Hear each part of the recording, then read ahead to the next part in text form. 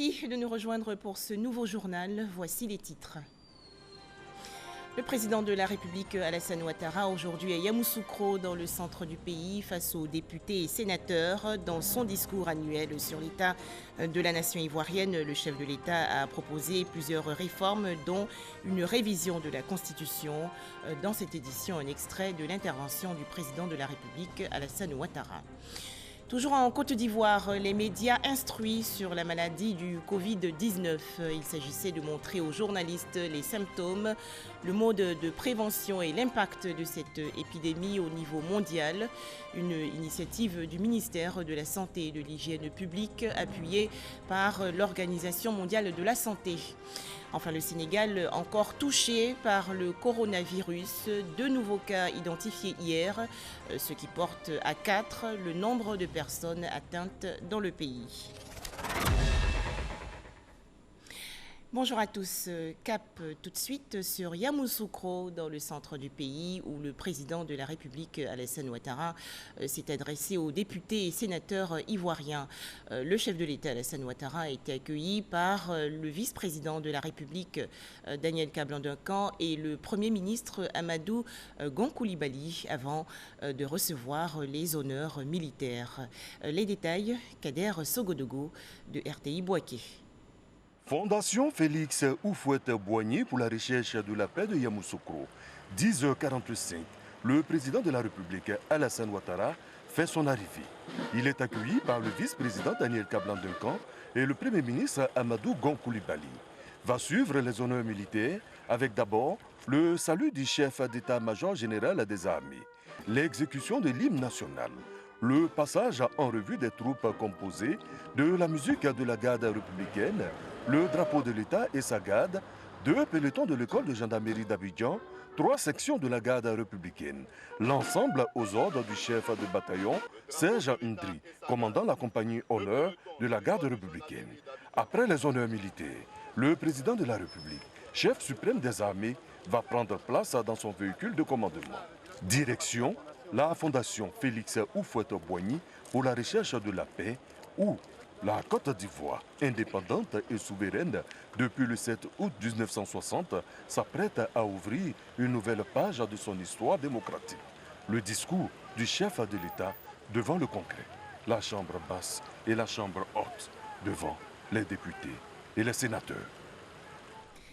L'Assemblée nationale et le Sénat ivoirien sont donc aujourd'hui réunis en congrès à Yamoussoukro, dans la région centre du pays. Les députés et sénateurs ont assisté au discours annuel du président de la République, Alassane Ouattara, sur l'état de la nation ivoirienne. Le président de la République, Alassane Ouattara, qui propose dans son discours plusieurs réformes, notamment une révision de la Constitution ivoirienne. Suivons ensemble un extrait de l'intervention du chef de l'État ivoirien. La première modification importante est relative au statut du vice-président de la République. En effet, au regard de notre expérience actuelle, je propose, au lieu d'un ticket, que le vice-président de la République soit nommé par le président de la République avec l'accord du Parlement, comme c'est le cas présentement. La deuxième réforme importante concerne le pouvoir législatif, c'est-à-dire vous, messieurs les députés et les sénateurs, avec la modification de l'article 90. Elle est relative à la continuité parlementaire. Ainsi, en cas d'impossibilité d'organiser des élections parlementaires dans les délais prescrits par la Constitution, actuellement c'est décembre 2020, il est proposé que le Parlement demeure en fonction jusqu'à l'organisation des prochaines élections. La troisième réforme majeure que je propose a trait à l'organisation judiciaire. Elle vise à consacrer la Cour de cassation et le Conseil d'État comme des institutions de la République au même titre que la Cour des comptes. Ainsi, la Cour de cassation, le Conseil d'État et la Cour des comptes deviennent les 3 institutions juridictionnelles représentatives du pouvoir judiciaire. Cette réforme, qui a pour conséquence la disparition de la Cour suprême, répond au souci d'une rationalisation institutionnelle en vue d'un meilleur fonctionnement des institutions judiciaires. Je voudrais vous annoncer solennellement que j'ai décidé de ne pas être candidat à l'élection présidentielle du 31 octobre 2020 et de transférer le pouvoir à une jeune génération.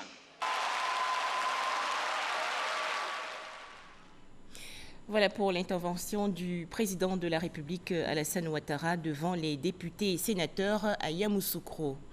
Toujours en Côte d'Ivoire, un siège supplémentaire attribué aux partis politiques de l'opposition, à la commission centrale de la commission électorale indépendante, la CEI. La caution versée par les candidats pour la présidentielle d'octobre prochain, fixée à 50 millions de francs CFA. Ce sont là quelques décisions prises hier lors du Conseil des ministres au palais présidentiel, réunion bien sûr dirigée par le président de la République, Alassane Ouattara. Le point tout de suite avec Jérôme Kofi Abola. Le temps des échanges et des prises de décision pour les membres du gouvernement aux côtés du président de la République, Alassane Ouattara, sur le développement de la Côte d'Ivoire et l'épanouissement de ses populations. Le Conseil des ministres ce mercredi, comme habituellement, ne s'est pas écarté de ce credo.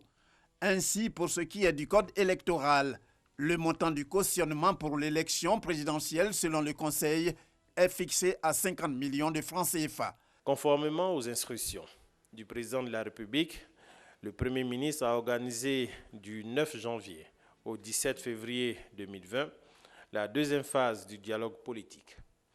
Les travaux de cette seconde phase de concertation politique ont réuni tous les acteurs, aussi bien ceux des partis et groupements politiques que ceux des organisations de la société civile autour du code électoral. Au cours des travaux, plusieurs points de divergence ont été observés, notamment sur les propositions de restructuration du pouvoir de décision de la CEI, la limitation du mandat des députés et des élus locaux, le financement a priori sur fonds publics de la campagne électorale et la sanction de la transhumance politique. Toutefois, les délibérations en séance plénière de validation du rapport final et de clôture tenues les 5, 6 et 17 février 2020, suite aux travaux en comité restreint de haut niveau, ont permis d'arrêter 4 points d'accord, à savoir l'introduction du parrainage du candidat à l'élection présidentielle par 1% des électeurs dans au moins 50% des régions et districts. Le relèvement du niveau du cautionnement pour l'élection présidentielle à 50 millions de francs CFA. La réduction à 5% du taux de suffrage requis pour le remboursement du cautionnement. La prise de mesures pour freiner la transhumance des électeurs. Le Conseil a en outre parlé de la 11e édition du Massa qui va se dérouler du 7 au 14 mars 2020. Toujours selon le Conseil, le Canada, reconnu pour sa diversité culturelle, en sera l'invité principal.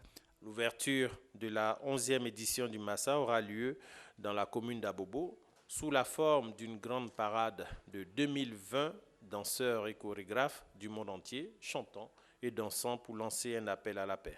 La 11e édition du Massa sera également marquée par l'ouverture du musée Adama Tunkara des cultures contemporaines d'Abobo, qui, à cette occasion, accueillera le 11 mars 2020 l'exposition itinérante « Prête-moi ton rêve ». Le domaine de la santé n'est pas en reste. Une mesure sur le renouvellement des équipements des CHR de plusieurs localités, notamment d'Aloa et Yamoussoukro, a été prise. Le Conseil a adopté un décret portant approbation de l'avenant numéro 1 au contrat de partenariat pour le financement, la réhabilitation avec ou sans extension, la construction, l'équipement, la formation à l'utilisation et à la maintenance, l'entretien, la maintenance et le renouvellement des équipements biomédicaux des CHR de Daloa, de Korogo, de Yamoussoukro, des hôpitaux généraux d'Abobo Nord, Abobo Sud, d'Ayamé, de Grand Bassam et de Yopougon-Atié en date du 2 décembre 2017 entre l'État de Côte d'Ivoire et Med-Afrique. Initié dans le cadre de l'opérationnalisation de la couverture maladie universelle, le projet en cours d'exécution sur l'ensemble des sites concernés porte sur des interventions de rénovation lourde accompagnées d'une modernisation des plateaux techniques et des équipements, assortis d'un programme de formation et de maintenance sur une période de près d'une décennie. Avant de prendre congé, le Conseil a informé qu'une session extraordinaire se tiendra vendredi 6 mars 2020. La Côte d'Ivoire qui multiplie les dispositions pour faire face au coronavirus. 50 journalistes professionnels ont été instruits il y a quelques jours sur la maladie, notamment les symptômes, le mode de prévention et l'impact de cette épidémie au niveau mondial. Cette rencontre a été initiée par le ministère de la Santé et de l'Hygiène publique, appuyé par le Bureau régional de l'Organisation mondiale de la santé. Les explications tout de suite, Salima Toudia. 50 journalistes de la presse écrite et audiovisuelle sont formés par l'Institut national de l'hygiène publique, INHP, sur la maladie à coronavirus. Les hommes de médias sont surtout instruits sur les symptômes, les modes de transmission et les mesures de prévention de l'épidémie. Aujourd'hui, nous sommes informés. Il était important pour nous, vu l'ampleur de cette maladie qui fait un ravage en Chine et partout dans le monde. Maintenant que nous sommes bien renseignés, nous allons nous atteler d'informer la population. L'INHP, le Bureau régional de l'Organisation mondiale de la santé, à travers cette initiative, veulent préparer les journalistes aux actions de sensibilisation sur la maladie. La Côte d'Ivoire a été classée comme parmi les pays prioritaires en Afrique. À ce titre-là, l'OMS a déployé une équipe d'experts pour pouvoir appuyer les pays dans le renforcement des capacités en rapport avec la préparation au coronavirus. Nous avons estimé qu'il était nécessaire de mieux informer la population sur les mesures de prévention. Parce qu'au niveau du ministère de la Santé et de l'Hygiène publique, nous voulons faire en sorte que la maladie ne rentre pas en Côte d'Ivoire, ou alors si malgré nos efforts la maladie advenait, il fallait la détecter précocement et pouvoir la contenir. Et nous pensons que les journalistes ont un rôle fondamental à jouer dans cette lutte, notamment dans l'information et la sensibilisation. L'épidémie de coronavirus fait déjà près de 3200 morts et plus de 86 000 malades dans le monde, notamment dans 68 pays, dont 6 pays africains. Hors de chez nous, le Sénégal encore touché par le coronavirus. 4 cas désormais confirmés. 2 nouvelles contaminations par le Covid-19 ont été détectées hier. Il s'agit de la femme d'un des patients déjà pris en charge résidente en France. L'autre patiente est britannique, venue de Londres il y a une semaine. Toutes deux ont été placées en quarantaine dans un hôpital. Direction à présent le ministère de la modernisation de l'administration et de l'innovation du service public. Le personnel féminin de ce département ministériel a reçu récemment le pagne officiel de la Journée internationale des droits de la femme. Cet événement, faut-il le préciser, sera officiellement célébré en Côte d'Ivoire le samedi 7 mars prochain dans la commune d'Anyama. La deuxième édition de la Journée internationale de la femme mutualiste, c'était le 4 mars dernier. Des réflexions ont été menées par le programme d'appui aux stratégies sociales, le PASS, sur le positionnement des femmes au poste de décision. Maïssa Nogo et Amadou Ouattara. Plus de 120 dirigeantes de structures consacrées à l'économie sociale et à la santé solidaire venues de divers pays prennent part à la Journée internationale de la femme mutualiste. Une rencontre qui se tient chaque année afin de promouvoir et mettre en valeur l'engagement des femmes dans le secteur de la mutualité. Pour le programme d'appui aux stratégies sociales et ses partenaires, le constat est clair. En Afrique, les femmes ont une approche très pragmatique dans la mise en place de l'animation solidaire. C'est un choix qui est d'actualité, car on s'aperçoit que la gouvernance est au cœur du renforcement de tous les systèmes, à la fois de santé et des systèmes sociaux. On s'aperçoit que les femmes, notamment en Afrique, sont au cœur des problèmes et des résolutions de problèmes sociaux, santé, elles sont au cœur de la famille. Représentant la ministre de la Femme, de la Famille et de l'Enfant, Solange Ametier, affirme que cette initiative vise à réduire les injustices faites aux femmes. Il s'agit entre autres des violences conjugales, des mutilations sexuelles, des difficultés d'accès à l'éducation, à la propriété foncière.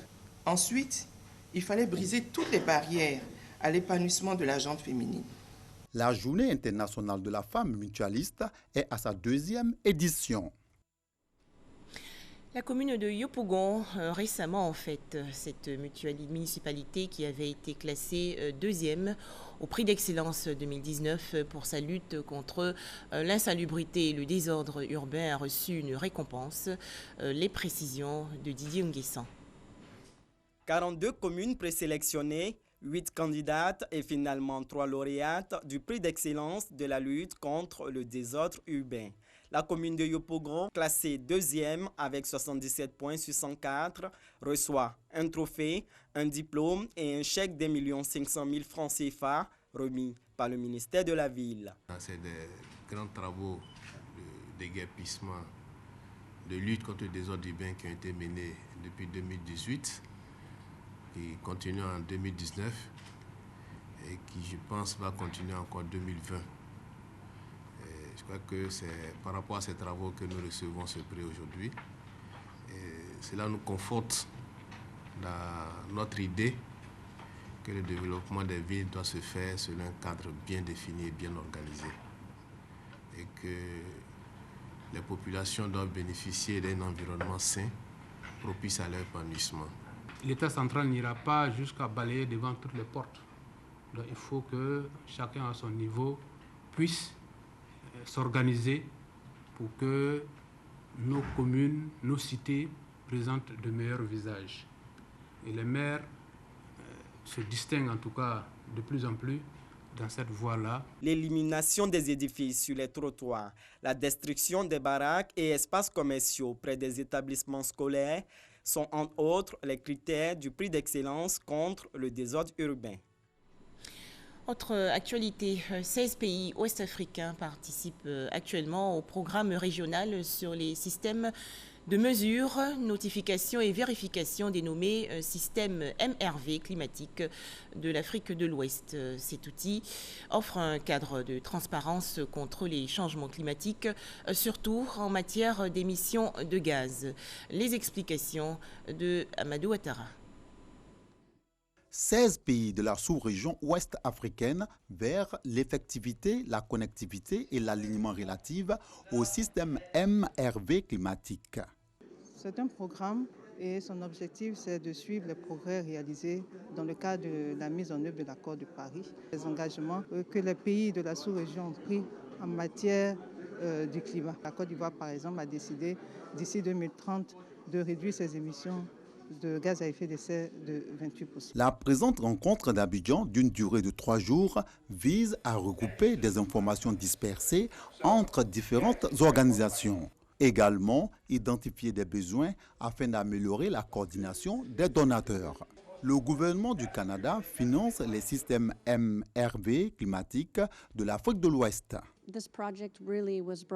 Ce projet est une démarche qui a été menée vis-à-vis de notre ministère de l'Environnement et du Changement climatique qui consiste à rendre plus efficace le suivi, la mesure, la notification et la vérification de l'évolution du changement climatique. Et ceci a suscité un intérêt, notamment dans le cadre de l'Alliance Pacifique.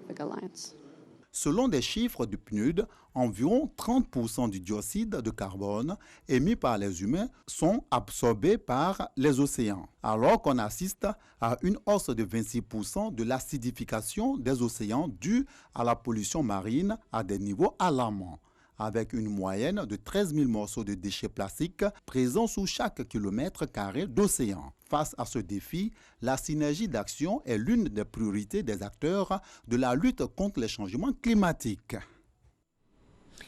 Bientôt la construction du bureau régional du Centre international pour la recherche en agroforesterie. La cérémonie de pose de la première pierre de l'ICRAF s'est déroulée le 28 février dernier dans la commune de Cocody. À noter que le Centre international pour la recherche en agroforesterie, qui a en charge la protection de l'environnement, dispose également de la plus grande base de données scientifiques au monde sur l'agroforesterie. Le point avec Safia Kouyaté et Cheikh Koné. Le siège régional du Centre international pour la recherche en agroforesterie, ICRAF, Afrique de l'Ouest et Centre, sera désormais basé en Côte d'Ivoire. Le site couvre 500 mètres carrés de superficie et les nouveaux bureaux seront disponibles d'ici la fin de l'année. Ce centre international dispose de la plus grande base de données scientifiques au monde sur l'agroforesterie. Ainsi, son implantation sur le territoire ivoirien favorisera le renforcement des capacités d'autonomisation des communautés rurales et l'éclosion d'activités génératrices de revenus pour les femmes et les jeunes. La pose de cette première pierre est un événement important pour notre institution en Côte d'Ivoire et c'est un départ fort pour le développement des innovations en agroforesterie, notre métier, en vue de transformer les vies et les paysages avec les arbres. Construire notre siège au sein du CNRA également est un acte de reconnaissance. Reconnaissance envers cette institution nationale sœur que nous admirons, où nous intégrons beaucoup facilement. Merci d'être les témoins vivants de ce nouveau départ de ICRAF en Côte d'Ivoire. Créé en 1978, l'ICRAF a son siège principal à Nairobi au Kenya. Ses missions en Afrique de l'Ouest et du Centre sont axées sur la restauration du paysage, l'adaptation au changement climatique et la durabilité des chaînes alimentaires des cultures pérennes.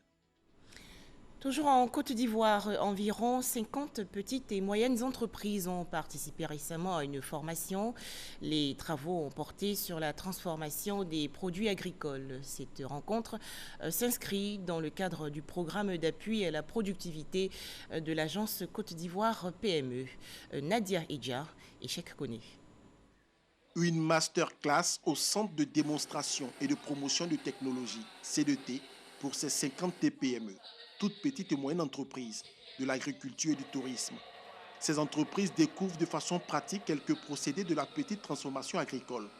Parfois, quand on va commencer chez nous, dans notre cuisine ou quelque part, on n'a pas une idée de c'est quoi une chaîne de transformation, une chaîne de montage. Par exemple, quand je prends ma matière première, et quelles sont les étapes par lesquelles le produit doit passer pour obtenir le produit final désiré.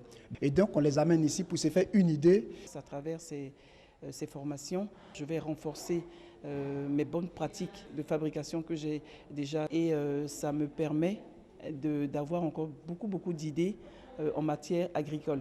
Aujourd'hui, je sais comment on fait le jus de mangue, je sais comment on extrait le citron. La présente formation intervient dans le cadre du programme d'appui à la productivité PAP de l'agence Côte d'Ivoire PME. Une convention vient d'être signée à cet effet entre le CDT et l'agence Côte d'Ivoire PME. Ça nous permettra de pouvoir accompagner tous les porteurs de projets dans la petite agrotransformation en termes de renforcement de leurs capacités technologiques, de modernisation de leurs processus et de pouvoir mettre en place avec notre partenaire des programmes de formation et d'incubation pour pouvoir les accompagner. Il y a un certain nombre d'activités qu'on fera ensemble avec Côte d'Ivoire PME. Ce sont deux structures étatiques à la disposition des promoteurs de projets, et particulièrement dans le secteur de l'agrotransformation. Et donc, à charge pour ces deux structures-là d'accompagner les Ivoiriennes et les Ivoiriens qui s'investissent dans le business de la transformation essentiellement. Outre la formation de ce jour, les bénéficiaires du projet PAP reçoivent des formations sur la gestion d'entreprise et un appui au financement. Abidjan et New Delhi veulent renforcer leur coopération dans le secteur industriel. Et pour atteindre cet objectif, l'ambassadeur de l'Inde en Côte d'Ivoire, Célas Tangal, a visité récemment 3 entreprises ivoiriennes. Les détails, Bintou Pekele et Clément Boko. Cette machine réduit les mangues en jus tout en rejetant le noyau et la peau. Nous sommes au centre de démonstration et de promotion de la technologie CDT. Cette unité de transformation reçoit la visite de l'ambassadeur de l'Inde en Côte d'Ivoire sur initiative du ministère du Commerce et de l'Industrie. Objectif, identifier les besoins en vue de trouver des axes de coopération. Après le CDT, cap sur la Société ivoirienne de technologie tropicale, I2T, 6 à Port-Boué. L'ambassadeur de l'Inde s'imprègne des acquis et des besoins de la société. Autre destination, Côte d'Ivoire Engineering. Ici, l'ambassadeur découvre les possibilités de coopérer avec la Côte d'Ivoire pour le montage des véhicules. Une visite soldée par des perspectives. Après avoir vu les différents centres de la Côte d'Ivoire et avoir vu l'expertise que ces centres-là ont, je peux dire qu'il est possible pour nous de monter des bus, des camions de transport, des camions de marchandises en Côte d'Ivoire. Après accord de nos deux gouvernements, je pense que ce sera quelque chose de vraiment faisable au vu de la grande demande qu'il y a en Côte d'Ivoire pour les tracteurs. Il y a vraiment beaucoup d'avenir de coopération entre la Côte d'Ivoire et l'Inde et nous allons travailler sous la supervision de nos deux gouvernements afin d'y arriver. La visite de ces 3 sociétés ivoiriennes de technologie par l'ambassadeur de l'Inde en Côte d'Ivoire vient renforcer la relation bilatérale entre les deux pays. L'Académie des sciences, des arts, des cultures d'Afrique et des diasporas africaines renforce son partenariat avec la Chambre professionnelle de la médiation et de la négociation. Elles ont donc signé récemment une convention. Il s'agit pour ces 2 structures de pouvoir gérer efficacement les conflits au sein de la société ivoirienne. On en parle avec Doigt de Laser.